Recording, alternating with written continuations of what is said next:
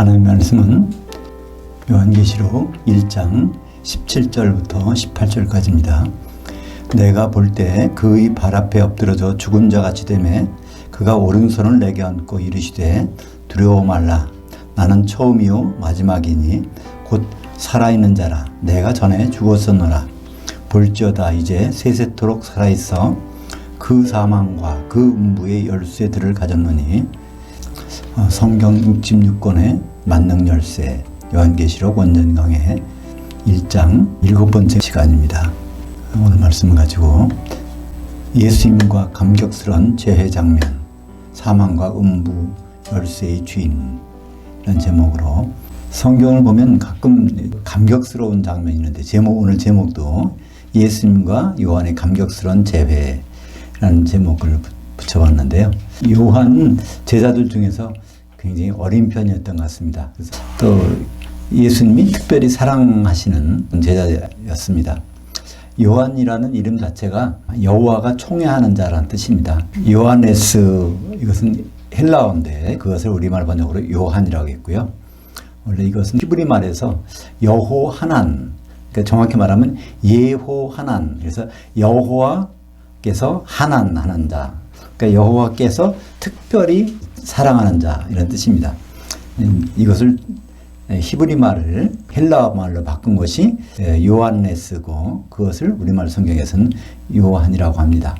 그러니까 이 이름 자체도 여호와께서 특별히 사랑하신 자인데 사실 이 예수님 공생애 때도 요한을 이제 사랑하신 것 같습니다. 그리고 마지막에 요한계시록을 기록하게 한 것도 요한을 통해서 기록하게 하신 것이죠. 요한복음 마지막에 보면 21장에 보면 18절부터 19절에 베드로에게 앞으로 어떻게 될 것을 예언해 주십니다. 그 전에 이제 그런 말씀이 있었죠. 내가 나를 사랑하느냐? 그걸 3번 물으시고 거기다가 이제 사명을 주십니다. 그러니까 사도의 하는 일은 나의 어린 양을 먹이라, 내 양을 치라, 내 양을 먹이라. 그러니까 어린 양을 장성한 양까지 이렇게 먹이고 치는 일이 사도들의 일이죠. 물론 그 말씀으로 하는 것인데 그 말씀하신 다음에 바로 이어서 이제 베드로 너는 젊어서는 스스로 띠띠고 원하는 곳으로 다녔거니와 내가 늙어서는 내 발을 벌리니 남이 너를 띠띠우고 내가 원하지 않는 곳으로 데려간다. 이것은 다른 사람이 뒤에서 이거 띠를 띠고 가는 것은 이건 이제 체포하는 거죠. 그래서 결국 순교해서 죽을 것을 말씀하셨는데 사실 이 장면 때문에 베드로는 그걸 그대로 믿었어요. 그죠? 사역 초기에 베드로가 죽을 뻔했잖아요. 사도행전 12장에 보면 사도 중에서 첫 번째로 야고보가 순교를 당합니다. 바로 사역 초기에 순교를 당해버려요. 그러고 나서 이제 헤롯이 보니까 그 군중들이 별로 반응이 없으니까 베드로도 이제 죽이려고 옥에 가뒀습니다. 베드로가 데리고 나가서 이제 죽일 날이 돼가지고 그럴 날 참인데 베드로가 어떻습니까? 사도행전 12장 5절에 보면 이에 베드로는 옥에 갇혔고 교회는 그를 위하여 간절히 하나님께 기도하더라. 6절에 헤롯이 그를 잡아내려고 하는 그 전날 밤에 베드로가 두 군인 틈에서 두 쇠사슬에 매여 잠들었는데 파수꾼들이 문 밖에서 옥을 지키더니, 그러니까 죽을 날짜를 받아놓고 있는 사람이요 꿀꿀 자고 있는 거예요. 이 잠잔다는 말이 이게 코이마오라고 하는 건데 우리가 그 의학적인 용어도 그런 거 있잖아요. 드라마 보면 지금 코이마 상태에 빠졌다. 완전히 의식이 없는 상태에 빠진 거를 이 단어가 이제 코이마오에서 온 단어입니다. 그러니까 이 정도로 콜콜 잠들었어요. 그러니까 그 말은 베드로가 믿음이 좋았다는 얘기예요. 주님 말씀에 베드로는 자기는 젊어서 죽을 일이 없다는 거예요. 그죠? 늙어서 죽는다는 걸 분명히 주님 말씀하셨으니까 그것이 요한복음 12장 18절부터 19절까지 말씀대로 그걸 그대로 믿었기 때문에. 그런데 교회는 그를 위해서 간절히 그 살려달라고, 교회가 주님 말씀을 알았더라면 죽지 않는다는 걸 알 텐데 이제 교회도 모르고 베드로만 아는 거죠. 그러니까 이런 베드로의 죽음에 대해서 말씀하실 때 베드로가 궁금해서 물어본 거예요. 그러면 쟤는 어떻게 되겠느냐? 사도 요한을 가리키면서 어떻게 되겠느냐? 요한복음 21장 20절과 21절, 22절, 23절 보면 베드로가 돌이켜 예수께서 사랑하시는 그 제자가 따르는 것을 보니 그는 만찬석에서 예수의 품에 의지하여 주님을 파는 자가 누구오니까 묻던 자더라. 이 베드로가 그 요한을 보고 예수께 여짜오되 이 사람은 어떻게 되겠사옵나이까? 나는요 늙어서 죽는다 그러는데 이 요한은 어떻게 됩니까? 이제 그걸 물어보는 거죠. 그때 예수께서 이르시되 내가 올 때까지 그를 머물게 하고자 할지라도 네가 무슨 상관이냐? 너는 나를 따르라 하시더라. 근데 요 말에 대해서 이 요한이 첨가한 말이 있어요. 그게 이제 23절입니다. 하반절에 예수의 이 말씀은 그가 죽지 않겠다 하신 것이 아니라 내가 올 때까지 그를 머물게 하고자 할지라도 내게 무슨 상관이냐 하신 것이라. 사도 요한이 죽기 전에 예수님을 본다는 거예요. 그것도 어떻게 보냐면 예수님이 와서 요한을 본다는 겁니다. 그러니까 이런 상황이 있은 다음에 이것이 AD 30년이죠. 근데 요한계시록 기록한 것은 AD 90년에서 96년 사이니까 약 60년 후에 이제 오늘 이제 상황인 것입니다. 요한계시록에서 나오는 상황이. 그런데 사실은 요한복음을 기록한 것도 요한계시록과 거의 별반 차이가 없어요. 그러니까 거의 비슷한 때. 그러니까 요한복음 먼저 기록되고 요한계시록을 기록되게 되는데, 그러니까 사도 요한으로서는 요한복음을 기록할 때 이것을 아마 90세 뭐 거의 100세 정도 돼갖고 기록할 거 아니에요. 이거를 기록했는 순간에 어떻겠습니까? 요한복음 21장 23절을 기록하는 순간에 예수님이 나를 보러 오신다고 그랬는데 그런 감격이 있었잖아요. 그러자마자 얼마 안 있어서 산모섬에 갔는데 요한이 바로 공중으로 가고 주님이 셋째 하늘로 와서 딱 만나는 겁니다. 그죠? 이게 참 우리는 그냥 문자를 읽으면 아무 감각이 없는데, 만약 내가 그런 입장이다. 주님이 나를 만나자고 하셨는데 언제 만날까? 그런 생각을 한 60년 지난 동안 해보다가 마지막 순간에 거의 죽을 때쯤 돼가지고 이제 요한복음을 기록한 다음에 바로 얼마 안 있어서 이런 일이 사실될 때 참 놀라지 않을까요? 사도행전 1장 9절에 보면 사도 요한이 마지막으로 주님을 본 장면이 나오죠. 이 말씀을 마치시고 그들이 보는 데서 올려져 가시니 구름이 그를 가리켜 보이지 않게 하더라. 예수님과 작별한 지 한 60여 년, 70년 가까이 돼서 결국 어디서 만날까 했더니 지상에서 만나는 것이 아니라 사도 요한의 영으로 이제 공중으로 가고 주의 날로 이동시켜서 예수님이 그 공중에서 나타나서, 그러니까 7 교회 한가운데 예수님이 나타나는 그 모습으로 예수님 보여주셨는데, 그것뿐 아니라 직접 예수님이 요한을 만나서 머리에 손 얹고 안심해주는 장면이 나오잖아요. 그게 오늘 17절인데 내가 예수님 볼 때 내 발 앞에 엎드러져 죽은 자 같이 되매 그가 오른손을 내게 안고 이르시되 두려워 말라 하더라. 이런 말을 딱 듣는 순간에 그때 기분은 이루 말할 수 없는 거겠죠. 우리도 이제 결국 주님을 올라가서 주님을 만날 텐데, 물론 교회를 만나지만 각자도 이제 만나게 되겠죠. 그때 이런 기분을 미리 맛보는 것 같습니다. 17절 두 번째 부분, 나는 처음이요 마지막이니. 그때 사도 요한에게 손을 얹고 안심시키면서 말이 나는 처음이요 마지막이다. 이 처음이요 마지막이다, 이런 말이 무슨 뜻일까요? 이 일을 시작하신 분은 반드시 끝낸다. 그런 의미라고 할 수 있습니다. 그죠? 어떤 일. 그러니까 하나님이 일을 시작하셨는데 그 일을 반드시 끝내시는 분이에요. 예수님도 마찬가지고, 그죠? 요한계시록 2장 8절에도 서머나 교회 천사에게 편지하라. 처음이시며 마지막이요 죽었다가 살아나시니가 이르시되. 하여튼 일을 시작하신 분이 반드시 끝낸다는 겁니다. 그러니까 결혼하기로 작정했으면 반드시 결혼식이 있다는 거예요. 그죠?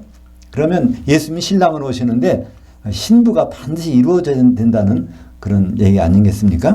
요한계시록 21장 6절에도요. 보좌에 앉으시니가 내게 말씀하시되 다 이루어졌도다. 나는 알파와 오메가요 처음과 마지막이라. 내가 생명수 생물을 목마른 자에게 값없이 주리니.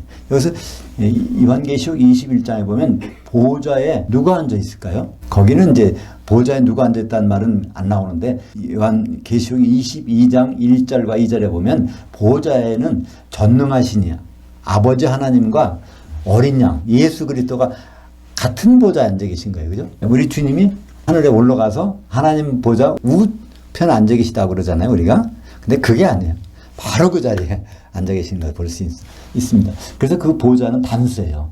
아버지 보좌가 따로 있고 아들 보좌가 따로 있고 성령 보좌가 따로 있는 것이 아니라 보좌는 항상 단수입니다. 그래서 거기에서 음성이 나서 이제 그 말씀을 하시는 거죠. 요한계시록 22장 12절에 보라 내가 속히 오리니 내가 줄 상벌이 내게 있어 각 사람에게 그가 행한 대로 갚아주리라. 나는 알파와 오메가요 처음과 마지막이요 시작과 아침이라.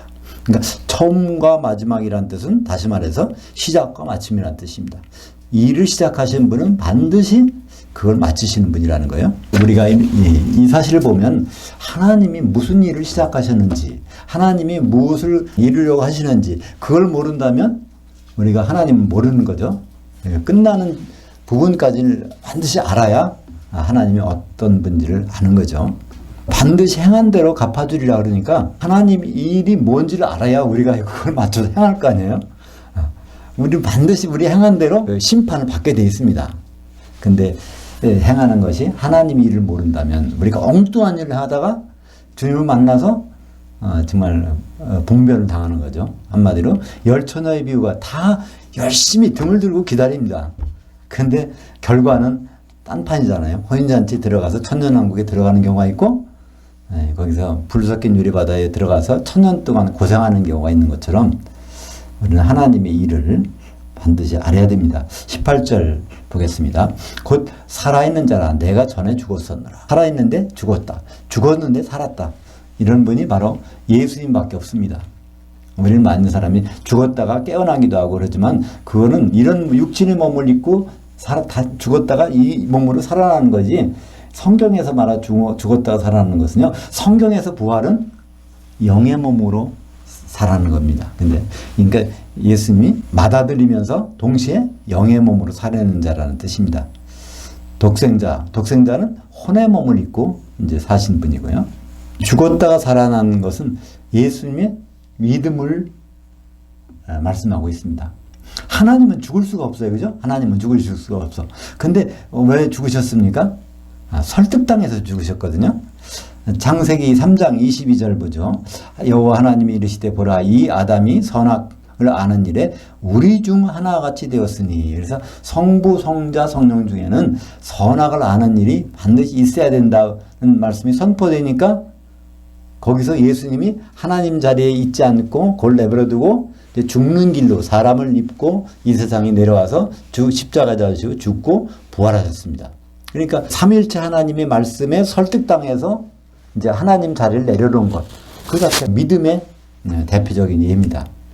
그래서 그것을 빌립보서 2장 6절은 자세히 설명하죠. 예수님이 어떻게 하나님 자리를 내려놨는지. 그는 근본 하나님의 번제시나 하나님과 동등됨을 취할 것을 여기지 아니하시고 오히려 자기를 비워 종의 형체를 가지사 사람들과 같이 되셨고 사람의 모양으로 나타나사 자기를 낮추시고 죽기까지 복종하셨으니 곧 십자가에 죽으심이라. 이것이 바로 삼위일체 하나님께 설득당해서 나타난 일이니까 설득당하는 것을 헬라어 말로 피스티스라고 합니다. 설득하는 것을 헬라어로 페이도라고 그래요. 페이도는 설득하다. 피스티스, 설득당하다. 이것이 우리말로 번역된 믿음이 된 것입니다. 신약 성경에 믿음이란 단어는 모두가 다 이 피스티스입니다. 이게 피스티스의 뜻은 설득당했다는 거예요. 그러니까 어떤 사람이 믿음이 좋다 하는 건 무엇입니까? 하나님께 설득당했다. 그런 뜻입니다. 아무리 어떤 사람이 많이 일을 많이 한다고 해도 하나님께 설득당하지 않은 사람은 그 믿음이 없는 사람이죠. 가장 먼저 설득당한 분. 창세기 3장 22절 선악을 아는 일에 설득당했으니까 누구보다도 먼저 설득당한 사람이잖아요. 그러니까 이 히브리서 12장 2절에 믿음의 창시자요. 또 믿음의 종결자이신 예수를 바라보자. 그러니까 처음부터 설득당했고 마지막에까지 그것을 이루시는 분. 그래서 예수님을 믿음의 창시자, 믿음의 종결자라고 했습니다. 그래서 하나님 보좌 바로 그 자리에 앉으셨느니라. 하나님 보좌 우편이라고 하는데 우편이라는 얘기는 바로 그 자리에 앉으셨다는 얘기입니다. 하나님 보좌 우편에 앉았다는 얘기는 하나님으로 복귀하셨다는 얘기입니다. 하나님이 사람이 되셨는데 다시 하나님으로 복귀하셨다는 말씀이죠. 18절에 두 번째 부분 볼지어다 이제 세세토록 살아있어.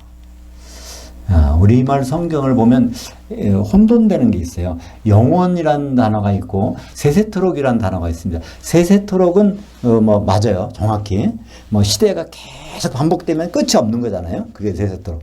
근데 영원한이라고 우리말로 번역된 것은 굉장히 많이 있는데 그게 사실은 한 시대라는 단어입니다. 한 시대. 영원한. 이거는 아이오니오스. 헬라 말로 아이오스.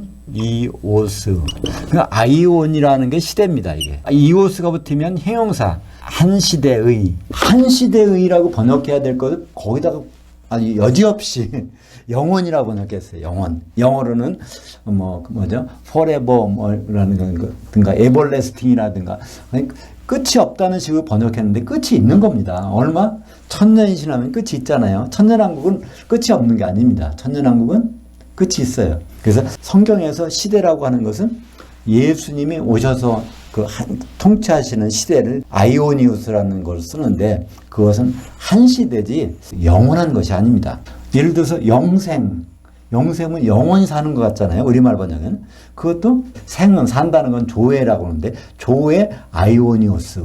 그러니까 영생은 예외 없이 조회 아이오니오스 한 시대 동안 사는 거예요. 예수님과 더불어. 그러니까 그 기간은 뭘까요? 천년왕국입니다. 요한복음 3장 16절 다 외우시죠? 하나님이 세상을 이처럼 사랑하사 독생자를 주셨으니 이는 그를 향하여 믿는 자마다 멸망하지 않고 영생을 얻게 하려 하심이라. 그래서 영생이라는 것은 영원히 사는 게 아니라 천년왕국에서 예수님과 같이 지내게 해준다는 거예요. 예수님을 향하여 믿으면. 그러니까 예수님을 향하여 믿는다는 얘기는 예수님이 딱 예수님 따라가며 믿는 것입니다. 예수님의 마지막 모습이 신랑이잖아요. 그죠? 그분과 결혼하면 천년왕국에서 같이 산다는 겁니다. 영생이라는 건 끝이 없이 사는 것이 아니에요. 한 시대 동안 사는 겁니다. 그 천년왕국에서 산 사람에게는 세세토록 사는 길이 열리죠. 그죠? 바로 백보자 심판에서 심판받을 필요가 없으니까 새 예루살렘을 이루고 거기서 하나님과 더불어 같이 사는 길이 열리는 것입니다. 마태복음 18장 6절에 이 한 시대의 삶, 영생에 대한 부분이 있습니다. 같이 볼까요? 18장 6절, 8절, 9절에 나와 있습니다. 이게 6절, 8절, 9절이 같은 얘기인데 같은 것을 그 바다라고 하고 또는 그 영생이라고 하고 또는 영원한 불, 지옥이라고 얘기하고 이것이 이제 같은 시대에 천년왕국 들어가지 못한 경우가 이런 것이라는 걸 설명하고 있습니다. 누구든지 나를 향하여 믿는 이 작은 자들 중 하나를 실족하게 하면 차라리 연자 맷돌이 그 목에 달려서 그 바다 깊은 곳에 빠뜨려지는 것이 나으니라. 이게 바로 요한계시록 18장 21절에 큰 성 바벨론이 이렇게 바다에 떨어지는 거. 이걸 예수님이 미리 말씀해 주신 것이죠.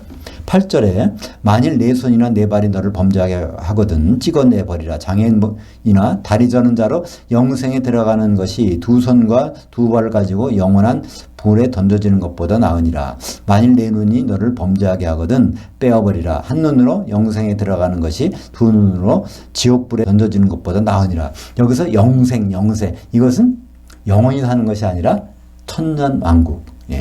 천년왕국에 못 들어가면 어디 들어가요? 불지옥에 들어간다는 것입니다. 예수님은 자세히 설명해 주셨는데 이것을 제자들도 아마 이해하지 못했을 것이죠. 그러니까 요한계시록에 다시 이걸 설명해 주시는 것이 나오는 것이죠. 그래서 지옥은 얼마 동안? 아이오니오스 한 시대 동안, 천년 동안. 불못은 세세토록. 불못과 지옥이 기간이 다릅니다. 요한계시록 20장 10절에요. 또 그들을 미혹한 마귀가 유황불못에 던져지니 거기는 그 짐승과 그 거짓 선자도 있어 세세토록 밤낮 괴로움을 받으리라. 그러니까 세세토록이라는 것은 에이스투스 아이오나스 톤 아이오논. 그러니까 아이온이 반복된다는 거예요. 아이온이 복수, 앞에도 복수, 뒤에도 복수입니다. 아이온이 반복되는 것이 우리말 번역으로 세세토록. 이건 참 잘 번역한 것 같아요. 그죠? 요한계시록 1장 18절 세 번째 부분 보겠습니다. 그가 그 사망과 그 음부의 열쇠들을 가져노니. 사망에는 여러 가지 뜻이 있어요. 사람이 죽는 것도 사망이죠. 죽는 거. 근데 사망이 어떤 장소를 가리키는 경우가 있어요. 여기서는 장소를 가리킵니다. 그리고 음부도 장소를 가리켜요. 그래서 이제 거기 정관사가 붙었어요. 그 사망, 그 음부, 그것이 어딜까를 살펴보겠습니다. 근데 사망과 음부는 열쇠가 있다는 거예요. 그러니까 창고에 열쇠가 있다는 얘기는 그거 잠겨져 있다는 얘기잖아요. 사망도 그 속에 어떤 사람들이 있는데 그것이 못 나오도록 잠궈놨다는 거예요. 또 음부도 거기에 들어가는 사람이 못 나오도록 잠궈놨다는 거예요. 근데 열쇠 가진 사람이 누구일까요? 그 속에 들어있는 사람을 심판하는 사람. 그러니까 열쇠를 열어가지고 꺼내가지고 심판하는 사람이 그 열쇠를 갖고 있는데 누가 열쇠를 갖고 있습니까? 예수님이. 그죠? 예수님이 사망과 음부의 열쇠를 갖고 있다고 되어 있습니다. 그래서 심판은 우리는 이 세상에서 심판하는 것이 아닙니다. 어떤 어려운 일을 당했다고 해서 심판받는 것이 아니에요. 심판은 반드시 공중에서 받게 돼 있어요. 그래서 그리스도의 심판대가 있고 백보자 심판대가 있는데 그건 다 누가 심판할까요? 예수님이 합니다. 하나님이 하시는 것도 아니고 성령께서 하시는 것이 아니에요. 그게 왜냐하면 요한복음 5장 22절에 아버지께서 아무도 심판하지 아니하시고 심판을 다 아들에게 맡기셨으니 또 인자됨으로 말미암아 심판하는 권한을 주셨느니라. 인자됨으로 말미암아라는 것은 무슨 뜻일까요? 인자라는 뜻은요, 우리말 번역이 인자라고 해서 아주 어려운데 사람의 아들이라는, 사람으로 오신 분, 하나님인데 사람으로 오신 분이라는 뜻입니다. 그렇다면 인자라는 뜻은 뭘까요? 믿음이 아주 좋은 분, 믿음의 창시자의 믿음의 종결자, 하나님으로 그냥 머물러 계시지 않고 반드시 그 설득당해서 사람이 되셨다가 십자가에 죽으시고 부활해서 이제 하나님은 복귀하신 분. 그래서 심판을 다 아버지께서는 아들에게 다 맡기셨다는 거예요. 요한계시록 18장 21절 이에 한 힘센 천사가 맷돌 같은 돌을 들어 그 바다에 던져 이르되 큰 성 바벨론이 이같이 비참하게 던져져 결코 다시 보이지 아니하리로다. 이게 바로 마태복음 18장 6절에 작은 자들을 시족하게 하면 큰 맷돌을 목에 걸고 그 바다, 그게 정관사가 붙었어요. 그 바다에 빠져지는 것이 나오니라. 이건 그냥 이 세상을 나타내는 바다가 아니라 그 바다, 심판의 바다가 있다는 거예요. 심판받기 전에 대기하는 바다가 있다는 거예요. 그 바다가 뭔지 몰랐는데 요한계시록 18장 21절에 보면 여기 그 바다가 나온단 말이에요. 그죠? 그 바다, 정관사가 붙었어요. 그러면 요한계시록 18장 21절에 그 바다는 어떤 바다일까요? 그러면 앞으로 쭉 올라가면 요한계시록 15장 2절에 그 바다가 나와요. 그 전에 요한계시록 13장에도 바다에서 올라오는 짐승, 바다가 나오는데 그 바다 다음에 그건 세상을 나타내는 거고 요한계시록 15장에 보면 불 섞인 유리바다가 있는데 그것을 받아서 나온 말씀이 요한계시록 18장 21절 그 바다. 큰 성 바벨론은 큰 음녀고 그 큰 음녀라는 것은 예수님을 신랑으로 생각하지 않고 다른 것에 매력을 느껴서 따라가고 있는 교회 성도들을 가리킵니다. 모든 성도들. 근데 거기에 빠지면 결코 보이지 아니하리로다. 근데 이것은 결코 언제까지 우리는 알고 있죠? 1000년 동안. 1000년 동안은 보이지 않아. 거기 맷돌 목이 걸고 거기서 빠지니까 그러니까 바다 밑에 가서 빠져 있을 거 아니에요? 그러니까 안 보인다는 얘기예요. 위에서는. 근데 보일 때가 있어. 그게 어디죠? 백보자 심판 받을 때 거기서 부활해서 나와야 되니까 그게 요한계시록 20장 13절 거기에도 정관사가 붙어 있습니다. 그 바다 같이 읽어볼까요? 13절 14절 그 바다가 그 가운데서 죽은 자들을 내주고 그 사망과 그 음부도 그 가운데서 죽은 자들을 내주매 각 사람이 자기 행위대로 심판을 받고 그 사망과 그 음부도 불못에 던져지니 이것이 둘째 사망 곧 불못이라. 누구든지 생명책에 기록되지 못한 자는 불못에 던져지더라. 여기서 분명히 차이가 나오죠. 지옥과 불못. 지옥에는 그 지옥이 바로 불 섞인 유리바다인데 거긴 1000년 기간 동안 있는 건데 불못이라는 것은 요한계시록 20장 10절에 나온 것처럼 세세토록 있는 것입니다. 그래서 세 군데서 나오는 거예요. 그 바다에서, 그 사망에서, 그 음부에서. 근데 이런 현상들이 뭘까요? 죽은 자들을 내어준다 하니까 그러니까 죽어있는 상태예요. 그죠? 거기서 부활한다는 걸 알 수 있습니다. 근데 그 바다는 그리스도인들이 나오는 거예요. 그죠? 그리스도인들이 낙원에서 나와서 그리스도 심판대에서 심판받고 거기서 혼인잔치에 못 들어가는 사람들이 이제 그 불 섞인 유리바다에 있는데 거기서 그리스도인들 중에서 나오고 그럼 그리스도인이 아닌 사람이 있을 거 아니에요? 그 사람은 어떻게 돼? 두 부로 나눠집니다. 그리스도 오시기 이전에 믿음으로 죽은 사람들 그것이 이제 사망 가운데 있는 사람들이에요. 근데 그리스도 오시기 전이나 후나 불신자들, 믿음이 없이 죽은 사람들, 그것이 음부에 있는 것입니다. 그래서 음부라는 것을 예수님이 직접 설명해 주셨어요.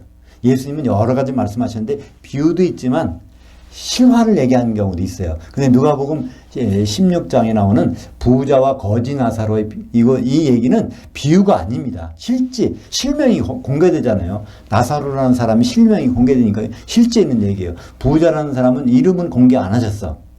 왜? 그 자손들이 불명예를 당할까봐, 그죠? 예수님이. 그렇지만은 거지 나사로라는 사람이 이름을 거론한 걸 보면 이건 분명히 예수님 당시에 거기 음부에 드는 사람과 아브라함의 품에 있는 사람을 설명해 주고 있는 것입니다. 그게 누가복음 16장 19절, 20절, 22절 보겠습니다. 23절까지요. 한 부자가 있어 자색 옷과 고운 베옷을 입고 날마다 호화롭게 즐기더라.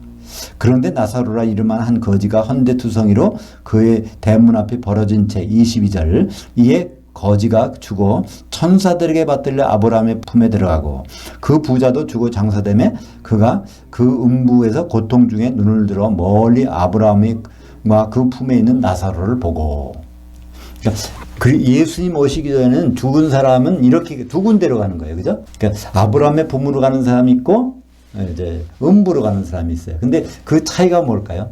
음부에 들어가면은 잠을 못 자. 그죠? 그냥 궁시렁궁시렁 얘기하는 거예요. 그죠? 근데 아브라함의 품에 들어가면 잠을 자는 거예요. 그냥 나사로는 한마디도 안 하잖아요. 그냥 잠을 자는 거예요. 그러니까 푹 잠자고 쉬고 있다가 이제 백보자 심판 받을 때 그때는 이제 나오는 거죠. 그래서 그것은 이제 아브라함의 품은 요한계시록에서는 사망이라고 합니다. 근데 음부라는 뜻은요, 뭘까요?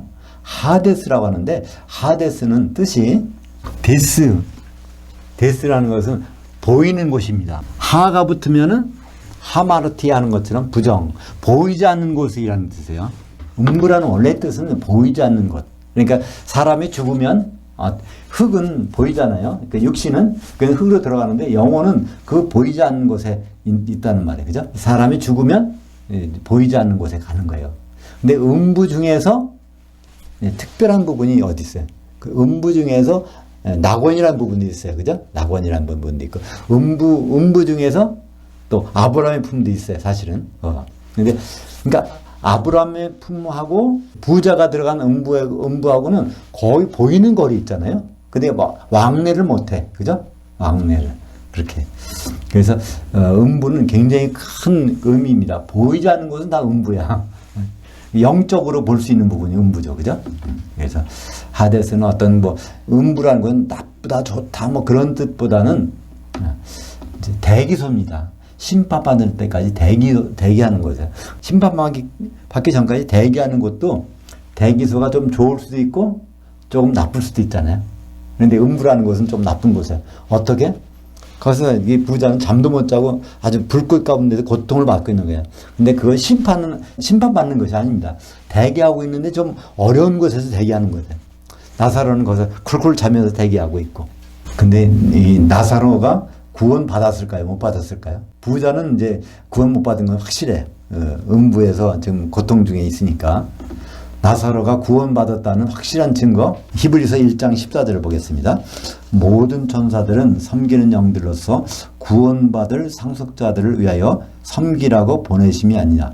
부자가 죽었을 때는 천사가 동원이 안 돼. 근데 나사로가 죽자마자 천사가 동원이 된다는 얘기는 천사는 구원받은 상속자를 도우라고 보내심이 아니냐. 그러니까 이건 나사로는 믿음을 가지고 있다가 죽었다는 얘기입니다. 그래서 아브라함이나 다른 사람도 마찬가지지만 구약에 믿음이 좋은 사람도 사실은 예수님이 오시면 예수님이 재림하시면 거기에 올라가지 못하잖아요. 왜냐하면 그 사람들은 기름 준비를 얘기를 못 들었으니까 기름 준비도 안 한 거고 그러니까 신랑을 볼 수가 없어요. 근데 언제 일어나냐면 백보자 심판 받을 때 거기 사망 가운데 있다 나오는 거잖아요. 그래서 아브라함이 바라는 것이 무엇일까? 우리는 지금 바라는 것이 정해져 있어요. 주님과 공중에 가서 결혼해갖고 천년왕국에서 통치하고 있다가 그 다음에 이제 백보자집판에서 심판하고 그다음에 새 예루살렘에 딱 들어가는 거. 거기 우리는 그 확실한데 아브라함은 도대체 어떤 믿음? 구약의 모든 믿음의 선진들은 도대체 어떤 믿음으로 살다가 죽었는지 그게 궁금하지 않으세요? 그게 바로 믿음장 히브리서 11장에 나와 있습니다. 히브리서 11장 10절과 16절을 보겠습니다. 이는 그가 아브라함이 하나님이 계획하시고 지으실 기초석이 있는 그 성을 바랐습니다. 이게 기초석이 있는 그 성이 뭘까요? 성경에서 요한계시록 21장 14절에 새 예루살렘에 보면은 거기 12기초석이 있는데 그 위에 성이 있다는 거예요. 아브라함은 그 속에 들어갔으면 좋겠다. 그래서 그걸 바라고서 죽었다는 겁니다. 아브라함이 대체 믿음이 좋다 하는데 대체 무슨 믿음을 가졌을까? 그것이 바로 히브리서에 공개되고 있습니다. 새 예루살렘에 하나님이 장막했던 하나님 백성으로 들어가는 것이 얼마나 좋을까? 그런 소망을 가지고 살다가 죽었다는 건데 아브라함뿐만 아니라 히브리서 11장 16절에 보면요. 그들 히브리서 11장에 나오는 사람들 믿음을 따라 죽은 사람들은 이제는 더 나은 본향을 사모하니 곧 하늘에 속한 것이라 이러므로 그 하나님이 그들의 하나님이라 일컬음을 받으심을 부끄러워하지 아니하시고 그들을 위하여 한 성을 예비하셨느니라.